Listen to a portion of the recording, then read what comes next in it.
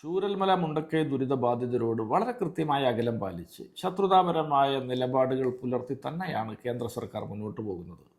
നിങ്ങൾ നോക്കുക, നമ്മുടെ പരിസരത്തുള്ള തമിഴ്നാട് ഉൾപ്പെടെ ബീഹാറും ആന്ധ്രാപ്രദേശും ഒറീസയും ഒക്കെ അടക്കമുള്ള സംസ്ഥാനങ്ങൾക്ക് പ്രകൃതി ദുരന്തം ഉണ്ടായതിന് ശേഷം ഉണ്ടാകാൻ ഇടയുണ്ട് എന്ന വാർത്തകളുമായി ബന്ധപ്പെട്ട് പോലും ആയിരക്കണക്കിന് കോടി രൂപയുടെ സഹായം അനുവദിച്ചവരാണ് ഈ മഹാദുരന്തത്തെ കണ്ടില്ല എന്ന് ബോധപൂർവം നടിക്കുന്നത്. ബി ജെ പിക്കാരായ നീതിബോധമുള്ള മനുഷ്യർ പോലും പല്ല കടിച്ചമർത്തി അമർഷം പൂണ്ടാണ് ഈ വിഷയത്തെ സമീപിക്കുന്നത് എന്നാണ് ഞാൻ മനസ്സിലാക്കുന്നത്. ഇപ്പോഴിതാ പുതുതായിട്ട് അവരെടുത്ത ലോണുകൾ എഴുതിത്തള്ളാൻ തയ്യാറല്ല എന്നാണ് കേന്ദ്ര സർക്കാർ പറയുന്നത്. വേണമെങ്കിൽ സൗജന്യമായിട്ടൊരല്പം മൊറട്ടേറിയം അനുവദിക്കാം എന്നാണ് പറയുന്നത്.